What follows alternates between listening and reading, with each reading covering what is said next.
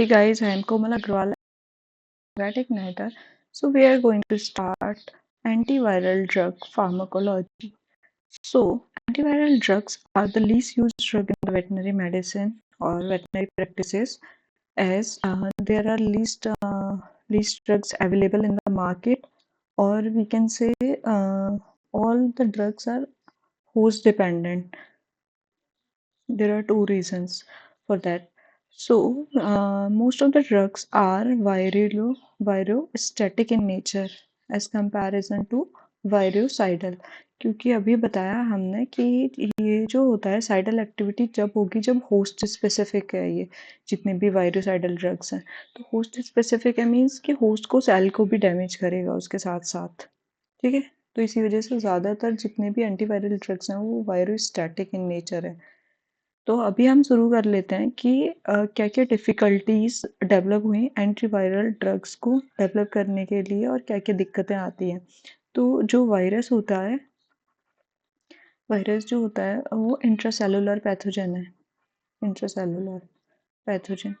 तो क्या होता है कि जो कोई भी हम ड्रग देंगे, तो एंटीवायरल ड्रग्स देंगे तो उसकी एक प्रॉपर्टी होनी चाहिए कि वो पेनिट्रेट कर सके होस्ट सेल को, क्योंकि वो तो इंट्रासेलुलर है ना, इस वजह से पेनिट्रेट होस्ट सेल।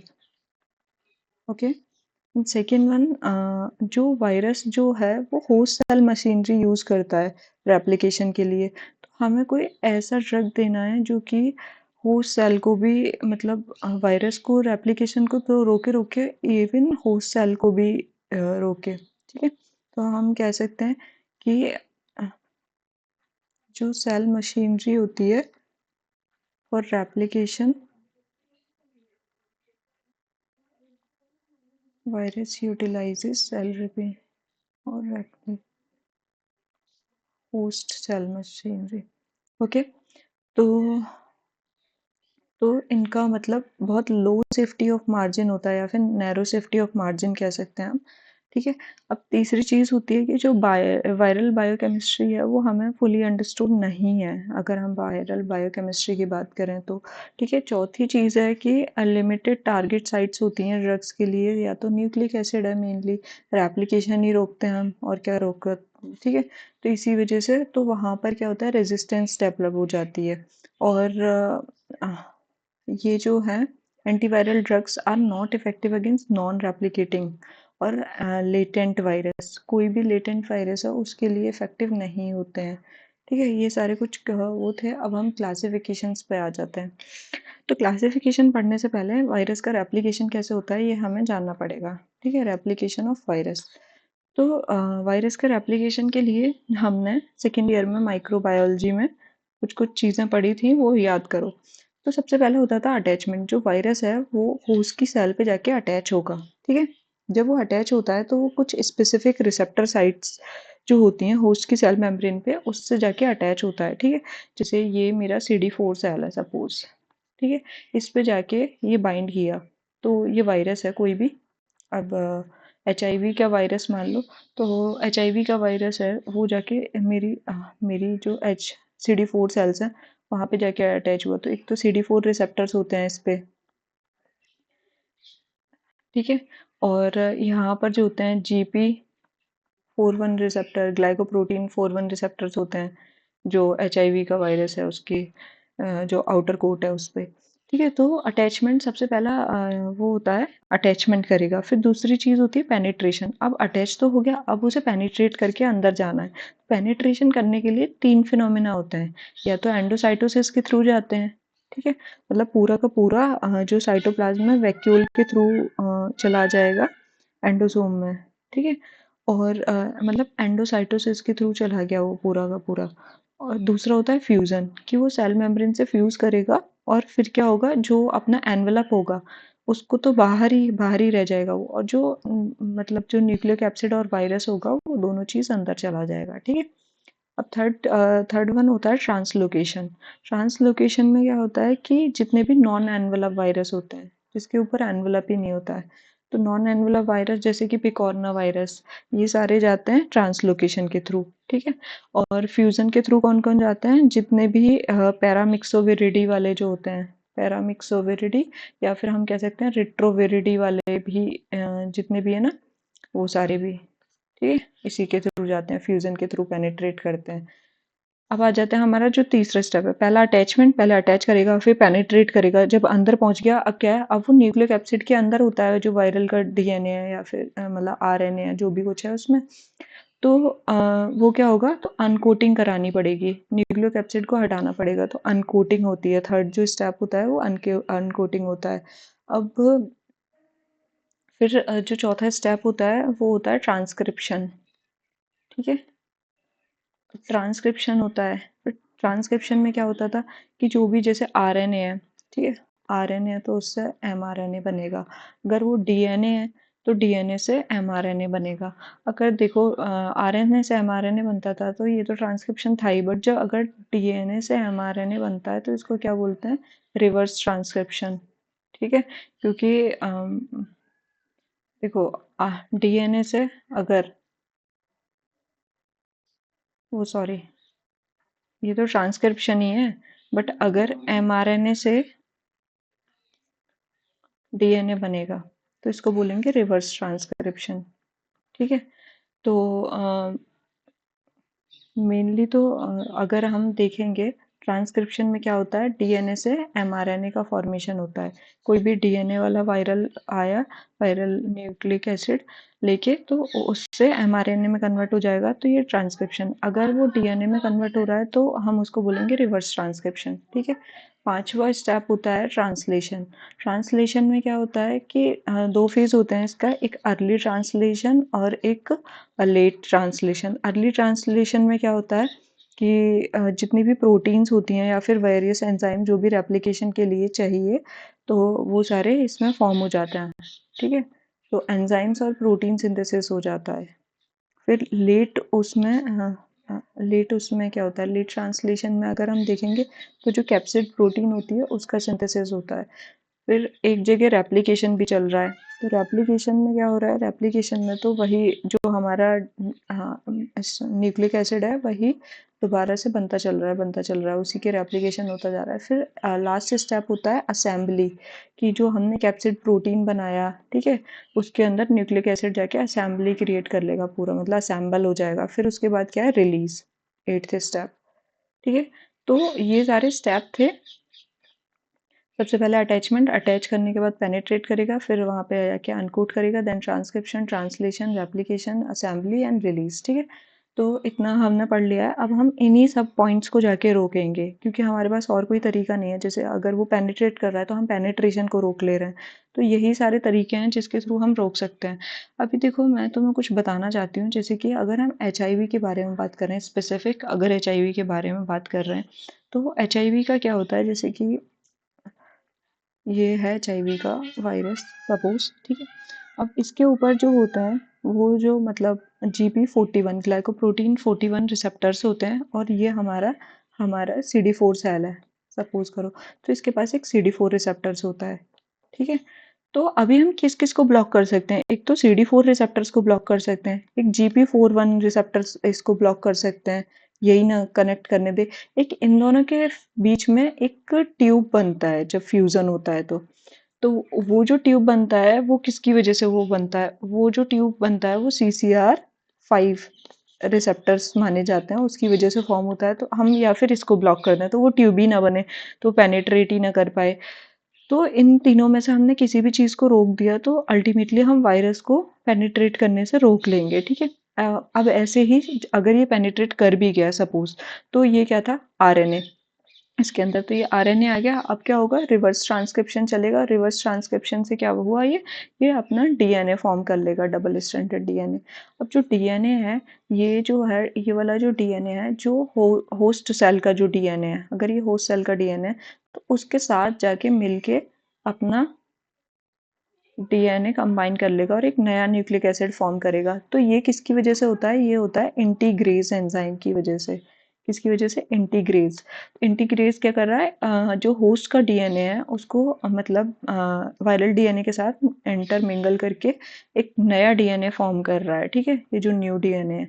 तो ये वाला जो है ये इंटीग्रेज, तो हम इस इंटीग्रेज एंजाइम को रोक लें जो कि इन दोनों का इंटरमिंगलिंग ऑफ डीएनए को रोक पाए, ठीक है। तो हम ये भी कर सकते हैं। अभी इसके बाद क्या होता है, इसके बाद फिर से रेप्लिकेशन होता है, बहुत सारे फर्दर ऐसे ही डीएनए बनते चलेंगे जो नए डीएनए है, फिर ट्रांसक्रिप्शन होगा, ट्रांसलेशन होगा। अब जब ट्रांसलेशन होता है तो जो प्रोटीन बनती हैं वो प्रोटीन जो होती हैं वो इनएक्टिव फॉर्म में होती हैं, ठीक है, वो इनएक्टिव फॉर्म में होती हैं। तो इसको क्या है, हम एक्टिव फॉर्म में कराना होता है हमें। तो यहाँ पर भी एक एंजाइम की रिक्वायरमेंट होता है जिसका नाम होता है प्रोटीएज, ठीक है। थोड़ा गंदा जा रहा है राइटिंग पर, एक बार समझने की कोशिश करना। तो अगर हमने प्रोटीएज एंजाइम को इनहिबिट कर दिया तो स्टिल हम फिर से रोक पाएंगे, क्योंकि अभी तो हमारा वायरल रिलीज ही नहीं होना, ठीक है, बॉडी में वो अदर सेल को इन्फेक्ट करेगा जाके। तो अभी तो हम कहीं भी रोक सकते हैं किसी भी स्टेज पे, यहाँ पर ये जो जितना भी चल रहा है, ठीक है। या तो रिवर्स ट्रांसक्रिप्टेज इनिबिटर दे दो, आरटी इनिबिटर दे दो, ठीक है, इंटीग्रेज इनिबिटर दे दो। अब यहाँ पे ये जो ट्रांसक्रिप्शन मैकेनिज्म है, ट्रांसलेशन, यहाँ पे ये जो प्रोटीज है, तो जो एक्टिव प्रोटीन बनाते हैं वो प्रोटीज की हेल्प से बनता है, तो प्रोटीज इनिबिटर दे दो, ठीक है। फिर असेंबली होती है, तो असेंबली होने के बाद या तो असेंबल मत होने दो, फिर असेंबली होने के बाद फिर रिलीज होता है, तो रिलीज के लिए भी एक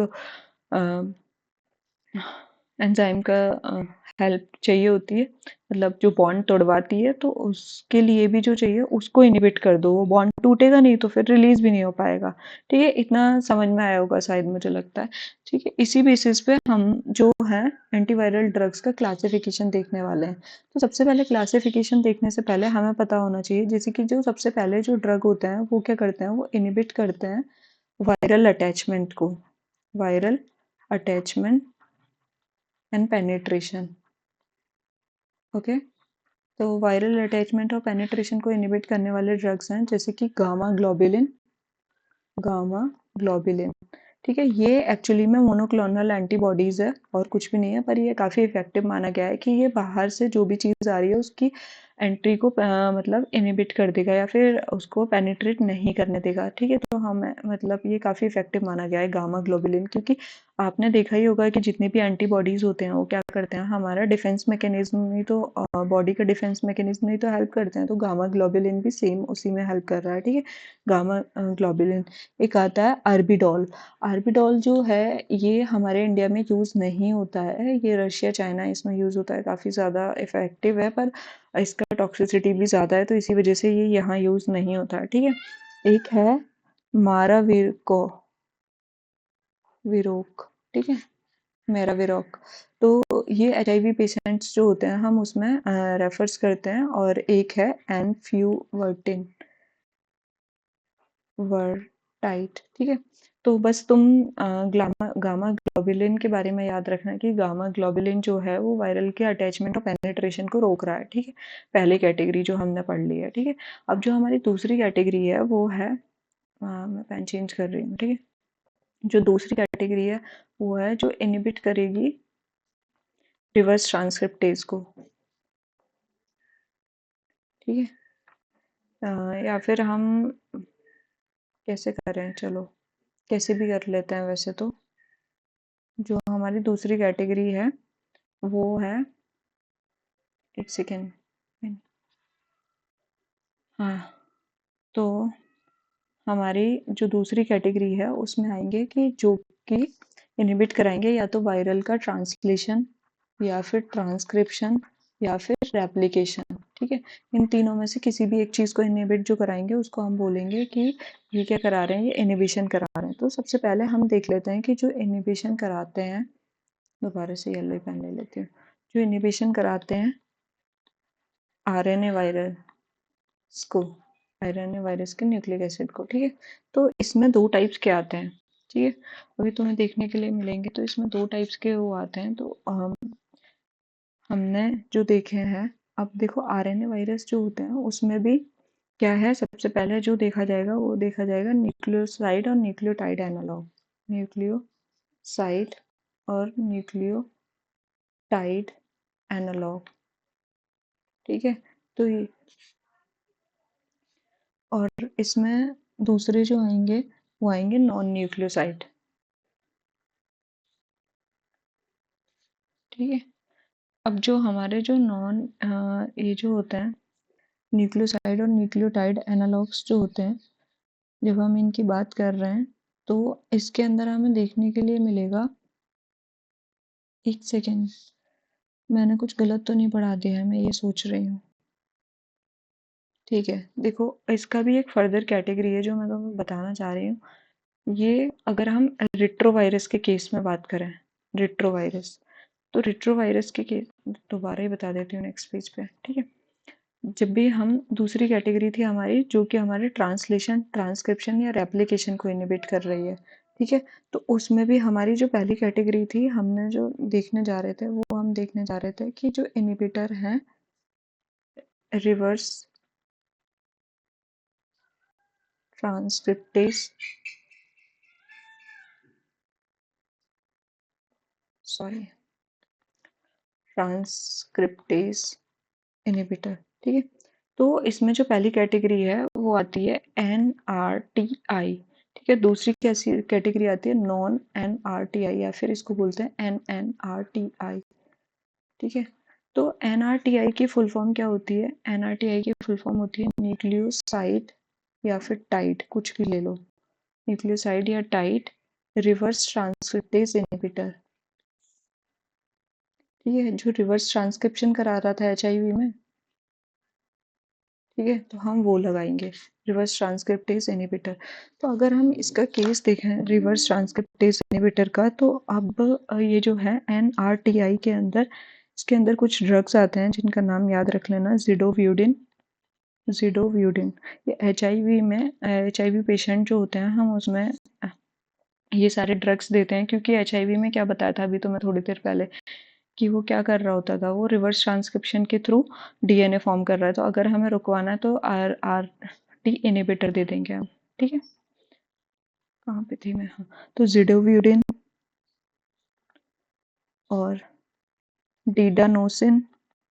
ठीक है, ये भी HIV, जिन जिन पेशेंट्स को मतलब एड्स की वजह से, एड्स है और उनको HIV हो रखा है, तो उनको हम डिडानोसिन्स वगैरह रेफर करते हैं। ठीक है, एक होता है जाल सीटाबीन, जाल सीटाबीन। ठीक है, और भी बहुत सारे हैं, कहाँ लिखूं, नेक्स्ट पेज पे लिखती हूँ।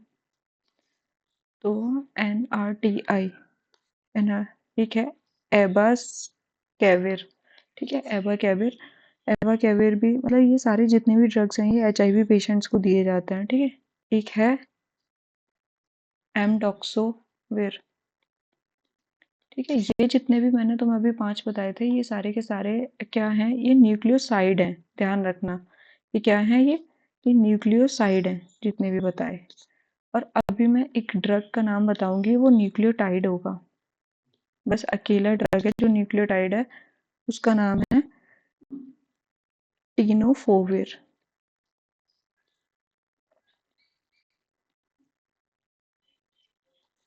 ठीक है, टीनोफोविर। अब आ जाते हैं हम, तो इतना ध्यान रखना कि ये कैसे कैसे काम कर। अब देखो कुछ कुछ साइड इफेक्ट्स भी हैं, यहीं देख लेते हैं। जैसे कि जिडोव्यूडिन जो है, उसका साइड इफेक्ट है कि ये बोन मैरो का डिप्रेशन कराता है। ठीक है, अभी हम एवासेविर की बात करें, एवासेविर की बात करें तो ये मायोकार्डियल इन्फार्क्शन कॉज कराता है। ठीक है, एक और होता है इसमें, अगर हम इसकी बात करें तो इसमें लैमीविडिन होता है, जैसे कि मैंने बताया था ना जिडोव्यूडिन, ऐसी लैमीविडिन, तो लैमीविडिन जो है वो सेफेस्ट माना जाता है। ठीक है, इतना ध्यान रखना। अब आ जाते हैं हम जितने भी ये वाले जो मैंने तुम्हें बताए थे, न्यूक्लियोसाइड या न्यूक्लियोटाइड रिवर्स ट्रांसक्रिप्टेज इनहिबिटर, ये जो है ये रिवर्सिबल इनिबिशन कराते हैं। क्या कराते हैं? Reversible inhibition. और जितने भी NNRTI बताए हैं, है ना, NRTI मतलब क्या हो गया, नॉन न्यूक्लियोसाइड और न्यूक्लियोटाइड रिवर्स ट्रांसक्रिप्टेज इनहिबिटर, इतना लिखूंगी नहीं, बस बता दे रही हूँ। ठीक है, ये सारे के सारे इरिवर्सिबल इनिबिशन कराते हैं। ठीक है, क्या कराते हैं? Non irreversible inhibition. अब इसमें भी दो टाइप्स के होते हैं, एक होते हैं फर्स्ट जनरेशन और एक होते हैं सेकेंड जनरेशन NNRTI। तो वो देख लेते हैं। तो मैंने क्या बताया, NNRTI, तो इसके दो हैं, एक है फर्स्ट जनरेशन और एक है सेकेंड जनरेशन। ठीक है, तो जो फर्स्ट जनरेशन है उसके अंदर आते हैं ई एंड टी, ठीक है। तो एंड से कैसे याद करोगे, एक होता है एफाविरेंस, दूसरा होता है नेवी रापिन, और तीसरा होता है डेलाविरिडिन, ठीक। तो ये याद रखना, नेवी रैपिन जो है वो काफ़ी इंपॉर्टेंट है, इवाविरेंच भी काफ़ी अच्छा काम करता है। बस ध्यान रखना है कि जब भी जैसे कि एचआईवी पेशेंट है कोई भी, तो वर्टिकल ट्रांसमिशन को अगर हमें प्रिवेंट कराना है तो हम नेविरैपिन देते हैं, जिसमें मदर से बेबी में वो नहीं जाता है, ठीक है। सेकेंड जनरेशन में जो है हमें याद करना है डोराविरिन और रिल्पीविरिन। रिल्पीविरिन बहुत ज़्यादा कॉमन है, ठीक है, तो इसको याद रखना। और इट्राविरिन, ठीक है। इन सब के पीछे सेकेंड जनरेशन वाले जितने हैं उनके पीछे विरिन विरिन विरिन आता है, ध्यान रखना। तो सेकेंड जनरेशन जो एनएनआरटीआई है उनके पीछे विरिन आता है, डोरा विरिन, रिल्पी विरिन, पेट्रा विरिन, ठीक है। ये सारे याद रखना एक बार, ठीक है। ये हमारा ये वाला क्लास खत्म हो गया है कि हमने रिवर्स ट्रांसक्रिप्टेज इनहिबिटर्स प्रोवाइड करा दिए हैं, ठीक है। अब दूसरा क्या था, हम जो है इसी में आरएनए में और क्या प्रोवाइड करा सकते हैं। तो आरएनए के अंदर हम एक न्यूक्लियोसाइड और न्यूक्लियोटाइड एनालॉग्स प्रोवाइड करा सकते हैं, न्यूक्लियोसाइड और या फिर न्यूक्लियोटाइड पेन का एनालॉग्स, ठीक है। तो अब इसके अंदर जब भी हम देखेंगे तो इसके अंदर क्या क्या आते हैं, एक आता है रीवावेरिन, ठीक है, और एक आता है, ज्यादा पतली हो गई क्या, हाँ ये सही है, ठीक है, रीवावेरिन और टेरीवेरिन, टेरीवावेरिन, ठीक है। अब जो रेविवेरिन जो होता है, ये हम हेपेटाइटिस में देते हैं, जितने भी हेपेटाइटिस वाले पेशेंट्स होते हैं उसमें जनरली प्रेफर करते हैं, जिनको हेपेटाइटिस सी मेनली, ठीक है, हेपेटाइटिस सी वाले पेशेंट्स को रिवावेरिन। और जो टेरीवावेरिन है ना, ये देखो रिवावेरिन, बस टी ए एक्स्ट्रा लगा हुआ है, ये एक प्रो ड्रग है जो कि है, जब इसको एक्टिव फॉर्म में आएगा तो ये रिवावेरिन ही बन जाएगा। और ये लिवर मेटाबोलाइज ड्रग क्रिएट किया गया है, मतलब ये सबसे पहले जब बॉडी में जाएगा तो सबसे पहले लिवर में जाएगा, फिर वहां से मेटाबोलाइज होगा, फिर जाके अपना काम करेगा, ठीक है। तो इसमें याद रखना है न्यूक्लियोसाइड और न्यूक्लियोटाइड एनालॉग्स, ठीक है। तो हमने जो दूसरी कैटेगरी पढ़ी थी, ये जो था ये चल रहा था हमारा ट्रांसक्रिप्शन, ट्रांसलेशन और रेप्लिकेशन, ठीक है। तो इसके अंदर पहली कैटेगरी पढ़ रहे थे हम रिवर्स ट्रांसक्रिप्टेज इनहिबिटर, ठीक है। दूसरी कैटेगरी हमने पढ़ ली न्यूक्लियोसाइड और न्यूक्लियोटाइड एनालॉग्स। अब जो है हम एक फर्दर कैटेगरी है, इसी में बहुत गड़बड़ सा क्लासिफिकेशन है, ठीक है। मेरे हिसाब से वायरस के बेसिस पे होना चाहिए था, बट आगे पीछे दे रखा है, मैं सांदू के हिसाब से बढ़ा रही हूँ, ठीक है। तो अगर हम अब डीएनए वायरस का इनहिबिटर्स की बात करें तो डीएनए वायरस की, ठीक है, तो उसमें क्या क्या आएंगे, तो सबसे पहले हम वही न्यूक्लियोसाइड और न्यूक्लियोटाइड एनालॉग्स। देखो इन न्यूक्लियोसाइड या न्यूक्लियोटाइड एनालॉग्स का काम क्या है, अरे यार ऐसे कैसे कैसे बोल रही हो। देखो ये जो है ये हमारा वायरल डीएनए है, ये हमारा होस्ट डीएनए है। अब उसमें जाके जैसे कि जो भी था, जैसे ग्वानोसिन था, वहां पे ग्वानोसिन की जगह वो अपना एक कोई पार्ट फिट कर दिया, तो वो ग्वानोसिन तो है नहीं, तो जो एक्चुअल में सिंथेसाइज हो रहा था वो तो होगा नहीं। तो बस ये यही करता है, ठीक है, मतलब पूरे स्ट्रक्चर ही डिस्टॉर्ट कर देते हैं और रेप्लिकेशन को रोक देते हैं अल्टीमेटली, ठीक है। रेप्लिकेट ही नहीं होगा या फिर ट्रांसक्रिप्शन नहीं होगा या ट्रांसलेशन नहीं होगा तो आगे काम ही नहीं बनता। तो इसमें भी अब सबसे पहले होते हैं प्यूरिन एनालॉग्स, ठीक है। प्यूरिन, प्यूरिन तो पता है ना, एडेनिन और ग्वानिन जो है वो प्यूरिन एनालॉग्स हैं। तो इसमें इसको याद कर लेना, ए साइक्लोविर, ए साइक्लोविर, इसको कोई दुनिया का ड्रग याद हो ना हो, बस इसको जरूर याद कर लेना, ए साइक्लोविर, ठीक है। तो इसकी स्पेलिंग ऐसे भी लिखी जाती है, ए साइक्लोविर, ठीक है। दोनों चीज लिखी जाती हैं, बस ये ध्यान रख लेना कि जितने भी हर्पीज वायरस होते हैं अब जैसे कि हर्पीस सिम्प्लेक्स वायरस या फिर वेरिसेला वायरस, चिकन पॉक्स वगैरह में क्रीम्स आती हैं इसकी, तो वो लगाई जाती है ना, डिक वो पेन को कम कर देती हैं और जो भी ब्लिस्टर्स होते हैं उनको हील कराने में काम आती हैं साइक्लोविर वाली। ठीक है, तो ध्यान रखना कि ये एंटीवायरल ड्रग है जो कि एक प्यूरिन एनालॉग्स है, जो कि न्यूक्लियोसाइड और न्यूक्लियोटाइड एनालॉग है। अभी सबका मैकेनिज्म ऑफ एक्शन देखेंगे, इतना घबराने की ज़रूरत नहीं है। ठीक है, तो जो है सेकेंड जो है वो है पायरिमिडीन एनालॉग्स। pyrimidine एनालॉग्स की बात करेंगे तो, और मैंने इसका सिर्फ एक ही बताया, एसाइक्लोविर, इसको मिटा देती हूँ, एसाइक्लोविर, वेल एसाइक्लोविर। ठीक है, ये भी हर्पीज में ही दिया जाता है, ये सारे के सारे, गैन आइस, गैन साइक्लोविर। ठीक है, ये जो है इसका ये ड्रग ऑफ चॉइस होता है, जो हर्पीज की वजह से ही जो होता है सीएमवी, साइटोमेगालो वायरस जो होता है ना, उसकी वजह से जो रेटिनाइटिस हो जाती है उसमें ड्रग ऑफ चॉइस होता है गैन साइक्लोविर। ठीक है, ध्यान रखना, वेलगैन साइक्लोविर।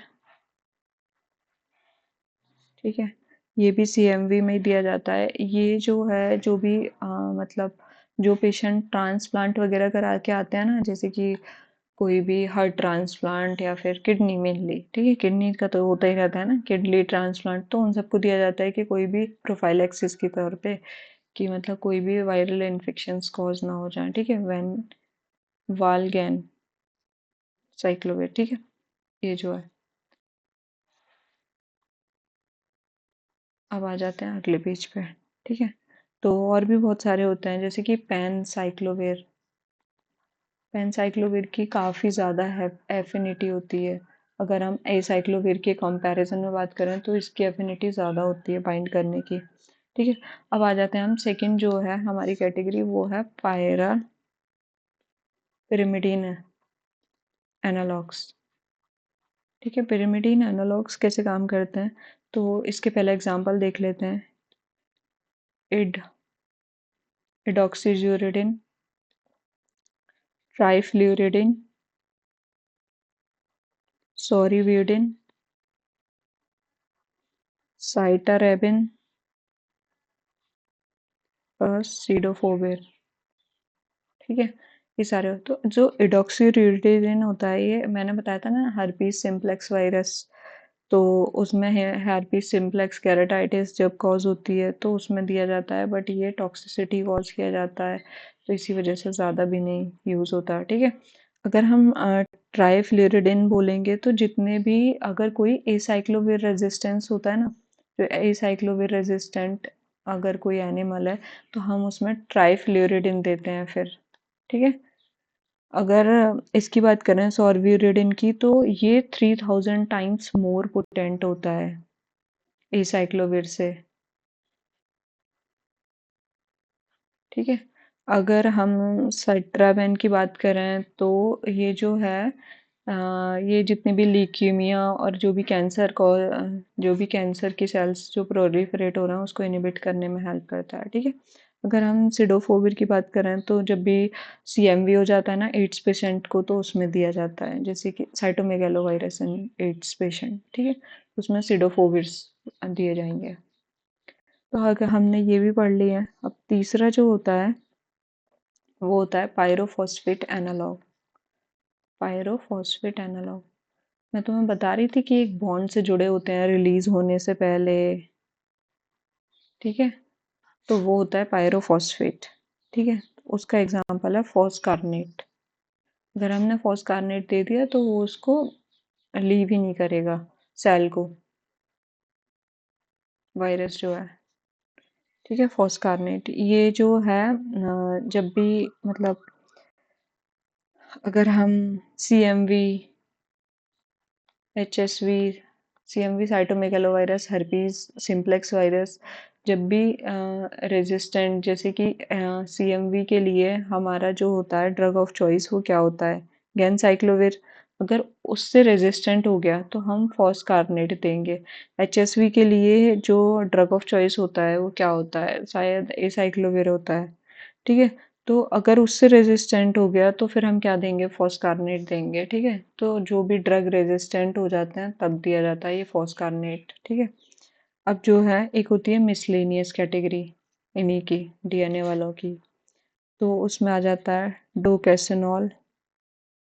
देखो इसकी 10% क्रीम वगैरह आती हैं। अगर तुमने कोई भी HIV का इन्फेक्शन जो फेस पे, लिप्स वगैरह के अराउंड में ब्लिस्टर्स कॉज हो जाते हैं ना, क्या बोलते हैं उन ब्लिस्टर्स को, फीवर ब्लिस्टर या फिर कोल्ड सोर्स बोलते हैं। ठीक है, तो वो जो ब्लिस्टर्स हो जाते हैं तो उसमें यही सब डोकेसोनॉल वगैरह क्रीम्स यूज होते हैं। ठीक है, इसी मतलब ड्रग की। ठीक है, और फोमी विरसन, फोमिविरसन जो है वो भी CMV के लिए यूज होता है। ठीक है, CMV रेटिनाइटिस जब कॉज हो जाता है तो उसमें रेफर किया जाता है फोमिविरसन। ठीक है, ये जो है ये इंट्राविट्रियल रूट से दिया जाता है, मतलब डायरेक्ट आई में इंजेक्ट कर दिया जाता है, आई में दे दिया जाएगा। ठीक है, अब हम आ जाते हैं नेक्स्ट पे। ठीक है, तो ये हमने DNA RNA पढ़ लिया है। अब आ जाते हैं कि और किस किस चीज़ को रोक सकते थे, तो वापस आके एक बार देख लो किस किस चीज़ को रोक पा रहे थे तुम। ठीक है, तो हमने देखो यहाँ पर ये जो RNA था उसको रोक लिया, यहाँ पे अगर DNA है तो उसको रोक लिया, रिवर्स ट्रांसक्रिप्टेज इनहिबिटर भी देख लिए, इधर से बाहर भी नहीं जाने दे रहे पायरोफॉस्फेट से। अब हम क्या देखना चाहेंगे, इंटीग्रेज इनहिबिटर। ठीक है, क्योंकि यही तो है, तो इसी को देखते हैं पहले, इंटीग्रेज इनहिबिटर को। इंटीग्रेज इनहिबिटर, तो इंटीग्रेज इनहिबिटर की जब भी हम बात करते हैं तो उसमें आता है बस एक ही नाम, राल्टीग्राविर। होते तो बहुत सारे हैं। ठीक है, अब देखो तुम्हें इसके नाम में पूरा पता चल जाएगा, इसके नाम में टिग्रा टिग्रा दिखता है। देखो, VIR फॉर वायरस, टिग्रा इज फॉन्ट्स फॉर ये टिग्रा। इंटीग्रेट, कितना अच्छा सा नाम बनाया है, बस राल याद करना है, राल टिग्राविर। ठीक है, मतलब ऐसे ही सारे नाम ये ऐसे ही तोड़ तोड़ के याद करने होते हैं। ऐसे एक और नाम होता है इसका, एलवी, एलवी याद करना होता है, टिग्राविर फिर से खुद आ जाता है।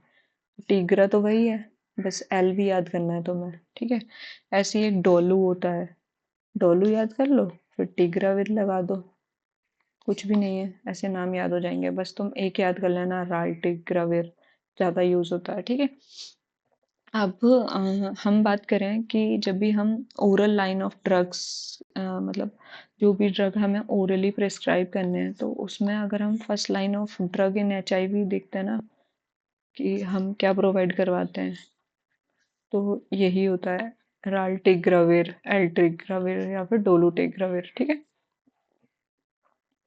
तो ये हमारा जो वायरल कैसे काम कर रहा था, ये जो ये हमारा वायरल DNA है और ये हमारा होस्ट DNA है, तो ये उसको इंटीग्रेट, इंटरमिंगल करा के एक न्यू DNA नहीं बनाने देगा, इसको इनिबिट करेगा, इस प्रोसेस को, इंटीग्रेज एंजाइम को इनिबिट कर दिया क्योंकि। ठीक है, अब आ जाते हैं एक प्रोटीएज इनिबिटर, क्योंकि प्रोटीएज इनिबिटर क्या कर रहे थे, जो इनएक्टिव प्रोटीन थी उसको वो एक्टिव प्रोटीन में कन्वर्ट कर रहे थे। तो प्रोटीएज इनिबिटर जो होते हैं,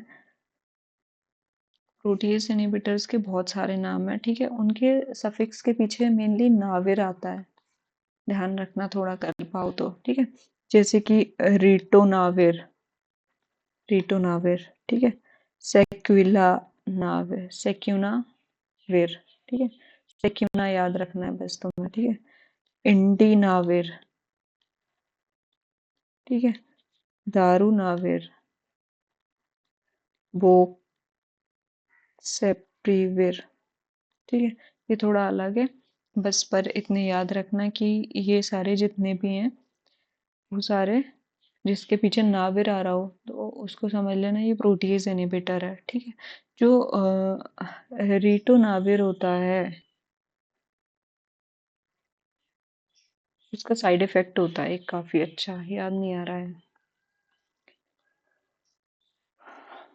हाँ, तो इसका जो साइड इफेक्ट होता है वो होता है लाइपोडिस्ट्रॉफी कॉज कराता है ये, लाइपोडिस्ट्रॉफी सिंड्रोम। अब ये क्या होता है, लाइपोडिस्ट्रॉफी सिंड्रोम मतलब होता है कि ये ग्लूकोज का लेवल इंक्रीज करा देगा, हाइपर ग्लाइसीमिया कॉज करा देगा, लिपिड का लेवल इंक्रीज करा देगा और ये इंसुलिन रेजिस्टेंस करा देगा और ये वेट गेन भी करा देगा।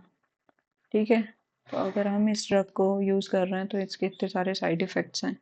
ठीक है, तो और भी बहुत सारे ड्रग्स हैं जैसे कि एंटीसाइकोटिक ड्रग्स जो होते हैं, एटिपिकल एंटीसाइकोटिक, वो भी लाइपोडिस्ट्रोफी सिंड्रोम कॉज करते हैं, जैसे क्लोजापिन, हाँ शायद। ठीक है, अब जो है हम देख लेते हैं कुछ और ड्रग्स। अब हमने दो टाइप्स के पढ़ लिए। सबसे पहला पढ़ा था हमने जो कि वायरल के अटैचमेंट को और पेनिट्रेट को इनिबिट कर रहा है। दूसरा पढ़ा था जो कि ट्रांसलेशन, ट्रांसक्रिप्शन, इनिबिशन और इन सब प्रोसेस में अंदर जाके गड़बड़ मचा रहा है। ठीक है, अब हम तीसरे टाइप का पढ़ते हैं। तो तीसरे टाइप का क्या होगा, जो कि वायरल को असेंबल नहीं होने देगा, इनिबिशन ऑफ वायरल असेंबली। ठीक है, क्योंकि एक न्यूक्लियोकैप्सिड प्रोटीन होगी, उसके अंदर वायरस जाएगा और फिर वो जाके ऐसे बाहर निकलेगा तो उसको वायरल असेंबली नहीं बनने देगा। तो उसके लिए यूज होता है अमेंटिडीन। अरे तुम इसको सिमेंटिडीन से मत सोच लेना। ठीक है, तो ये अलग है वो अलग है, कितना जमीन आसमान का फर्क है ना। याद आ जाए सिमेंटिडीन और लिखा है अमेंटिडीन। ठीक है, तो एक होता है रिमेंटिडीन। ठीक है, ये सारे क्या होते हैं, ये वायरल असेंबली को इनिबिट करते हैं। ठीक है, ये जनरली जो है हम इन्फ्लुएंजा ए में देते हैं। ठीक है, इन्फ्लुएंजा ए में यूज किए जाते हैं। और ये क्या करते हैं, ये एंटी डिस्काइनेटिक मेडिसिन के तौर पे यूज होते हैं। अब ये क्या होता है, एंटी डिस्काइनेटिक मतलब जो भी एबनॉर्मल इनवॉलेंट्री मूवमेंट्स होते रहते हैं, जैसे कि पार्किंसन डिजीज में होते हैं, तो वैसे ही उसको इनिबिट करता है। ठीक है, अमेंटिडीन, रिमेंटिडीन, ये तो बहुत इजीली याद हो जाएगा कि वायरल असेंबली को कौन रोक रहा है, अमेंटिडीन, रिमेंटिडीन। और ट्रोमेंटिडीन भी है वैसे, इसको याद कर लो, ज़्यादा हो जाएगा नहीं तो। हाँ, तो ये हमने थर्ड वाले पढ़ लिए, तो अब चौथा पढ़ लो। अब इसके बाद और क्या दे सकते हैं हम, तो जो वायरस को रिलीज होने से रोके, इनहिबिटर्स ऑफ वायरल रिलीज। ठीक है, तो उसमें हम क्या देते हैं, सबसे पहले देते हैं हम न्यूरामिनिडेज इनहिबिटर।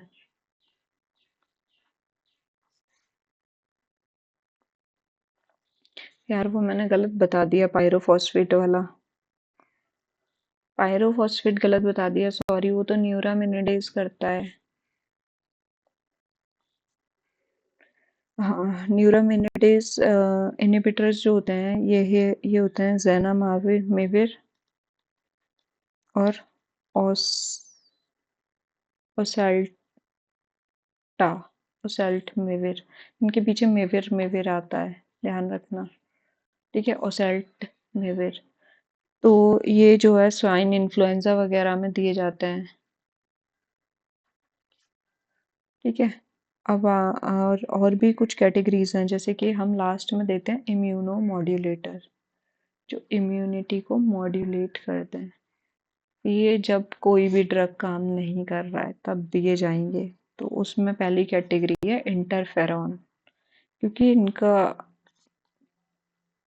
काम तो अच्छा कर रहे हैं पर और भी चीज़ों को डिस्ट्रॉय कर रहे हैं ना, इस वजह से इनको सबसे लास्ट में देते हैं। तो जिसमें आता है इंटरफेरॉन अल्फा और पैग इंटरफेरॉन 2 अल्फा। ठीक है, और जो हमारा दूसरा है वो देंगे हम इंटरफेरॉन इंड्यूसर, जो कि इंटरफेरॉन को इंड्यूस करा दें। तो उसमें क्या क्या दे सकते हैं, उसका एक बड़ा सा नाम है पॉलीराइबो आइनोसिनिक एसिड। फिर एक और है इसी में है, मतलब ये पूरा है पॉलीराइबो साइटिडाइलिक एसिड। ठीक है, ये पूरा नाम है, ये देते हैं। कुछ कुछ मिसलेनियस ड्रग्स भी दे सकते हैं, थोड़ा बहुत काम कर जाते हैं, जैसे कि रिफेम्पेसिन, रिफेम्पिसिन, एक्टिनोमाइसिन डी, सोरामीन, लिवामिसॉल, ये सारे भी दिए जा सकते हैं। ठीक है, बस इतना याद कर लेना। अब मैं तुम्हें थोड़ा एक, ये तो मैंने क्लासिफिकेशन पढ़ा दिया है, अब मैं तुम्हें एक थोड़ा वायरस के हिसाब से बता देती हूँ कि इस वायरस में कैसे कैसे होता है। ठीक है, तो अगर हम HIV वायरस के बारे में बात करें, ठीक है, क्या दीदी HIV पे चले पड़ी हो जब से। हाँ, तो हम HIV वायरस की बात करें तो मैंने क्या बताया था तुम्हें कि ये हमारी CD4 सेल है और ये हमारा वायरस आया। वायरस के पास क्या था, GP41। ठीक है, क्या था इसके पास, GP41 ग्लाइकोप्रोटीन 41 रिसेप्टर्स, और इसके पास CD4 रिसेप्टर्स थे। यहाँ पे CD4 रिसेप्टर्स थे। अब इसके पास एक और रिसेप्टर्स होते हैं जो कि ट्यूब फॉर्मेशन में काम कराते हैं, क्योंकि फ्यूजन के थ्रू जाता है। तो वो जो होते हैं उसको बोलते हैं को रिसेप्टर्स। क्या बोलते हैं उन्हें, को रिसेप्टर्स। को रिसेप्टर दो टाइप्स के होते हैं, किसी में किसी टाइप के मिलेंगे, किसी में किसी में। तो एक होते हैं CCR5 और एक होता है CXCR4। ठीक है, क्या होता है CCR5 और CX। अरे मैं क्या पढ़ा रही हूँ, रुक जाओ भाई, बहुत मजा आ जाएगा। ठीक है, तो हम क्या क्या दे सकते हैं, एक तो देंगे GP41 को जो ब्लॉक कर दे। ठीक है, एक देंगे जो CD4 रिसेप्टर्स को ब्लॉक कर दे, एक क्या देंगे जो को रिसेप्टर्स को ब्लॉक कर दे, या फिर स्पेसिफिकली CCR5 को ब्लॉक कर दे, या फिर CXCR4 को ब्लॉक कर दे। ठीक है, इतना सब कुछ हम दे सकते हैं। ठीक है, इतना सब कुछ हम दे सकते हैं। अब इन सब के नाम भी देख लेते हैं कि दे सकते हैं तो फिर। ठीक है, अगर हमने CD4 रिसेप्टर्स को इनिबिट करने के लिए हमने कुछ ढूंढा तो उसका नाम होता है एबालीजुमैब। ये तो हमें पता था पहले से ही। अरे यहाँ है भाई, मोनोक्लोनल एंटीबॉडीज जो है ना एमालिजुमैब, वो CD4 रिसेप्टर्स को इनिबिट करती है। ठीक है, अब अगर हम GP4 रिसेप्टर्स को इनिबिट की बात करें तो इसमें आता है एनफ्यूरी, गलत हो गया थोड़ा सा नाम, सोचना पड़ता है क्योंकि ये नाम तीन चार चीजों को जोड़ के बना है। देखो, एन तो तुम्हें, एन फॉर एनवलप। ठीक है, फिर फ्लू फॉर फ्यू, मतलब फ्यूजन को इनिबिट कर रहा है ये। ठीक है, और फिर होता है VIR मतलब वायरस। ठीक है, और फिर इसके बाद टाइड होता है। टी से होता है कि ये CD4 सेल्स पे इनिबिट कर रहा है। CD4 एक टी सेल्स है ना, तो टी सेल्स को इनिबिट कर रहा है। तो एन फ्लूविटाइड ये होता है। ठीक है, याद कर लेना एक बार। अब आ जाते हैं हम जो भी अब आ जाते हैं हम ये मैंने जो बताया को रिसेप्टर्स बताए थे। तो इसमें जो CCR5 जो इनिबिटर होता है वो होता है मेरा विरोक। मेरा विरोक में भी क्या है, कैसे याद करोगे इसे, मेरा विरोक। मैंने तो ऐसे याद किया था कि वायरस को मार दिया, मारा गया वायरस। ठीक है, मारा विरोक, ऐसे याद कर लेना। ठीक है, तो ये हमने इतना कर दिया फर्स्ट स्टेप, ये सारे याद हो गए। चलो, अब क्या कर सकते हैं हम, दूसरी चीज रिवर्स ट्रांसक्रिप्टेज। अब अंदर जाएगा, अंदर चला गया, वहां पे सबसे पहले जाके क्या करता है, DNA बनाता है। तो उसमें क्या थे हमारे पास, दो थे, एक या तो कॉम्पिटिटिवली करता है एक, या फिर हमारा नॉन कॉम्पिटिटिवली करता है। नॉन कॉम्पिटिटिव, मैंने रिवर्सिबल इरिवर्सिबल बोल दिया था क्या, अरे यार,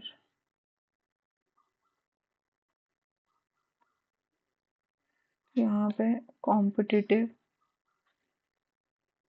और नॉन कॉम्पिटिटिव, इससे बात तो एक ही है, नॉन कॉम्पिटिटिव करेगा तो रिवर्सिबल सही हो गया, पर नहीं। ठीक है, कॉम्पिटिटिव और नॉन कॉम्पिटिटिव। ठीक है, तो कॉम्पिटिटिव इनिबिशन जो करते हैं उनको बोलते हैं NRTI। NRTI मतलब भूल गए हम, nucleoside nucleotide reverse transcriptase inhibitor. ठीक है, इसमें नॉन कॉम्पिटिटिव में NNRTI मतलब non nucleoside reverse transcriptase inhibitor. बस दो नाम याद कर लो, जिडोव्यूरिडिन, लैमीव्यूडिन।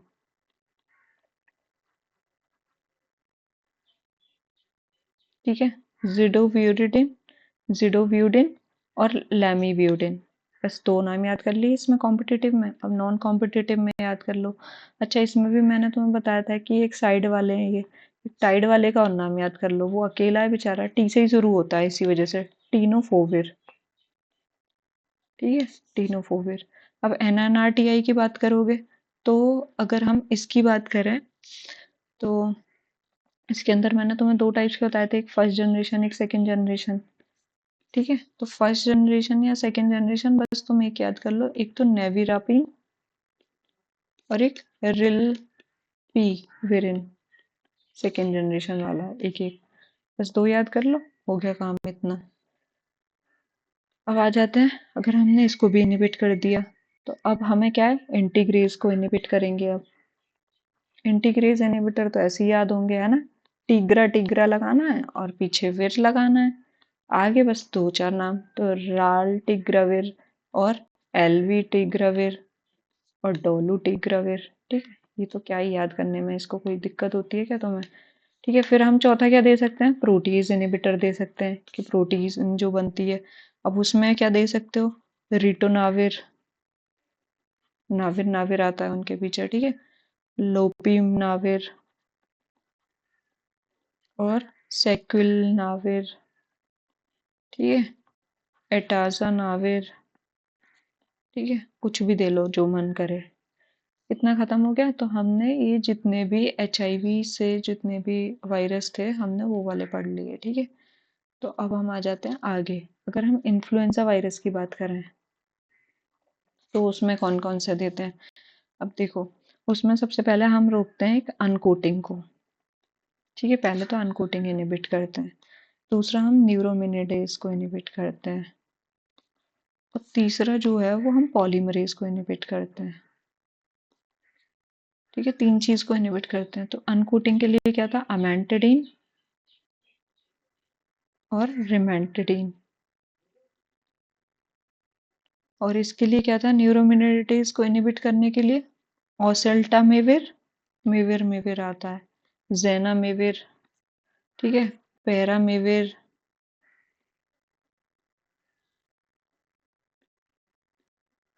ठीक है, ओसेल्टामेविर याद रखना, स्वाइन फ्लू बर्ड्स फ्लू इन सब में यूज होता है। ठीक है, न्यूरोमिनिडेज को इनिबिट करता है, ये ड्रग ऑफ चॉइस माना जाता है।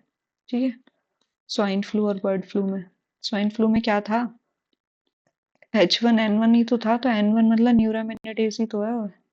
ठीक है, बर्ड फ्लू H5N1। ठीक है, पॉलीमरेज इनिबिटर ये होते हैं बेलॉक्साविर। ठीक है, इसकी सिर्फ सिंगल डोज ही दी जाती है इन्फ्लुएंजा में। अब आ जाते हैं हम थोड़ा और आगे, अगर हम हर्पीज वायरस की बात करें। ठीक है, हर्पीज वायरस की बात करें तो हर्पीज वायरस के अंदर बहुत सारे वायरस आते हैं। कौन कौन से आते हैं, कुछ याद है क्या, हर्पीज सिंप्लेक्स वायरस। ठीक है, और कौन कौन से आते हैं, अब हर्पीज सिंप्लेक्स में भी हर्पीज सिंप्लेक्स 1, हर्पीज सिंप्लेक्स 2। ठीक है, HSV1 HSV2, फिर CMV साइटोमेगालो वायरस, तीसरा वेरिसेला जूस्टर वायरस। ठीक है, ये जो चिकन पॉक्स करता है। ठीक है, ये सारे। तो अगर हम इसमें देखेंगे तो ये जो हर्पीस के लिए होता है वो ड्रग ऑफ चॉइस मैंने तुम्हें क्या बताया था, ए साइक्लोविर। ठीक है, ए साइक्लोविर ड्रग ऑफ चॉइस होता है। अभी ए साइक्लोविर काम कैसे करता है, बस ये और देख लो एक बार इसका मैकेनिज्म ऑफ एक्शन ढंग से। जो ए साइक्लोविर होता है वो जो है वो इनएक्टिव फॉर्म में होता है। ए साइक्लोविर जो है इनएक्टिव ड्रग है। अब ये बॉडी में गया और ये जाके एक्टिव फॉर्म में बनता है with the help of a enzyme that is present in the virus. Virus के पास है वो एंजाइम, तो वो उस एंजाइम का नाम होता है वायरल थाइमिडीन काइनेज। ठीक है, तो ये किसके पास है, वायरस के पास है, ये ध्यान रखना। अब वो जब एंजाइम एक्ट करेगा इस पे साइक्लोविर पे, तो वो किस में कन्वर्ट कर देगा इसको, ए साइक्लोविर मोनोफॉस्फेट में। किसमें, मोनोफॉस्फेट। पर जो हमारा डीएनए होता है, जैसे कि ये क्या बताया था मैंने तुम्हें, प्यूरिन एनालॉग था, तो ये किसी भी एनालॉग है, तो किसी मतलब जो डीएनए का स्ट्रैंड होगा उसमें कहीं जाके फिट होने वाला है, तो वो सारे ट्राईफॉस्फेट होते हैं जो भी डीएनए में होते हैं। तो इसको मोनोफॉस्फेट से ट्राई बनना पड़ेगा पहले। तो ये फिर क्या होता है कि ह्यूमन काइनेज, जो ह्यूमन बॉडी है उसी में जो, फिर एनिमल बॉडी है उसमें जो काइनेज एंजाइम है, उसकी हेल्प से ये एसाइक्लोविर डाइफॉस्फेट बनेगा पहले, फिर एसाइक्लोविर ट्राइफॉस्फेट बनेगा। जैसे ये ट्राइफॉस्फेट बन जाएगा, ये इनहिबिट कर देगा वायरस के पॉलीमरेज एंजाइम को। ठीक है, तो इसको ये कॉम्पिटिटिव इनहिबिशन करता है।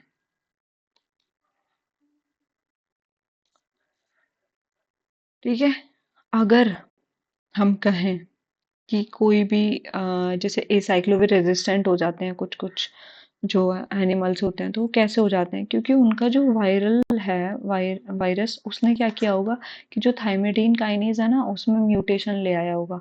तो अगर वो चेंज हो गया तो फिर वो तो कन्वर्ट ही नहीं होने दे रहा है, तो एसाइक्लोविर क्या ही काम करेगा। समझ रहे हो ना?